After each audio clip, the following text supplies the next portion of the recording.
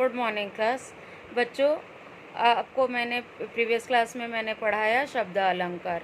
शब्द अलंकार जिसमें शब्द के कारण काव्य में सौंदर्य उत्पन्न होता है उसे हम शब्द अलंकार कहते हैं। उसके 3 भेदों को हमने पढ़ा, अनुप्रास अलंकार, यमक अलंकार और श्लेष अलंकार।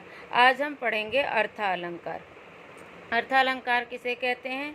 जहाँ काव्य में अर्थ के कारण चमत्कार उत्पन्न होता है उसे हम क्या कहते हैं? अर्थ अलंकार कहते हैं। अर्थ अलंकार के भी 4 भेद हैं: उपमा अलंकार, रूपक अलंकार, उत्प्रेक्षा अलंकार और अतिशयोक्ति अलंकार।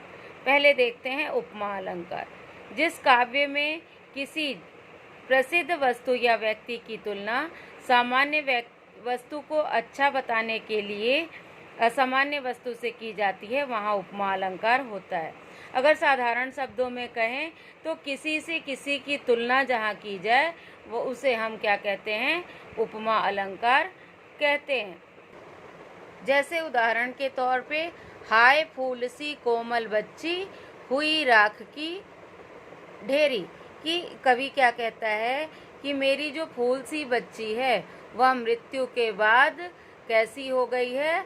राख की ढेरी, राख के समान हो गई है। उस बच्ची की तुलना किससे की गई? राख से की गई, इसलिए यहाँ पे उपमा अलंकार है।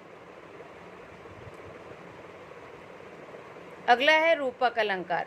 जग प्रसिद्ध वस्तु से गुणों की समानता को दर्शाने के लिए किसी सामान्य वस्तु पर उसकी समानता दर्शाने के बदले सीधा आरोपण कर दिया जाता है तो वहाँ रूपक अलंकार होता है।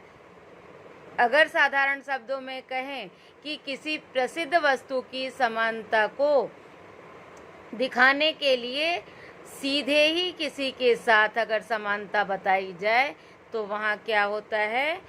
रूपक अलंकार होता है। जैसे मैया मैं तो चंद्र खिलौना ले हूँ, यानी क्या कृष्ण मांगते हैं कि मुझे खिलौना नहीं चाहिए, मुझे तो वो चंद्रमा ही खिलौने के रूप में चाहिए। अगला है उत्प्रेक्षा अलंकार। जहाँ एक वस्तु में दूसरी की कल्पना की जाती है वहाँ उत्प्रेक्षा अलंकार होता है। और इसे हम कैसे समझ सकते हैं?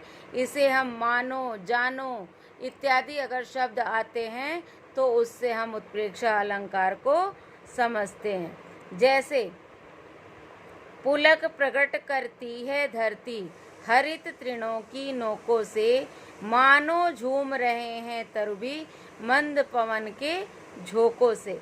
कि पुलक प्रकट, प्रसन्न, धरती जो क्या है? प्रसन्नता प्रकट करती है। किसे देखकर? हरे घास के तिनकों को देखकर। मानो झूम रहे हैं तरुभी, और कैसे? मानो वृक्ष भी मंद पवन की झोंकों से, धीरे धीरे बहते हुए पवन की झोंकों से वो क्या हो रहे हैं? आनंदित हो रहे हैं। तो जहाँ मानो, जानो इत्यादि शब्दों का कविता में प्रयोग आता है वहाँ क्या होता है? उत्प्रेक्षा अलंकार कहता है। जैसे यहाँ है मानो झूम रहे हैं तरुभी। ठीक है।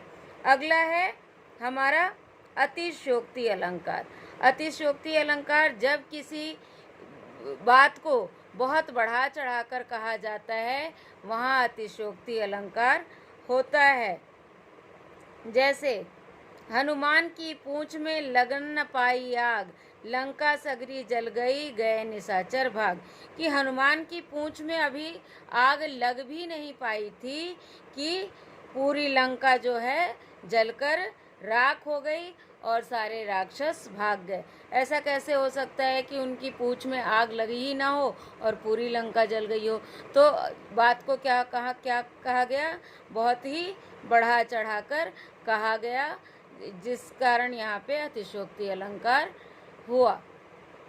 तो बच्चों, आज हमारा ये अलंकार चैप्टर समाप्त हुआ। इस चैप्टर से रिलेटेड मैंने जो भी वर्क आपको दिया था आज आप उसे पूर्ण कर लीजिए, पूरा कर लीजिए, और जिस दिन आपका टर्न होगा उस दिन आपकी कॉपी में जब मांगूंगी तो आप चेक करने के लिए मुझे भेजोगे।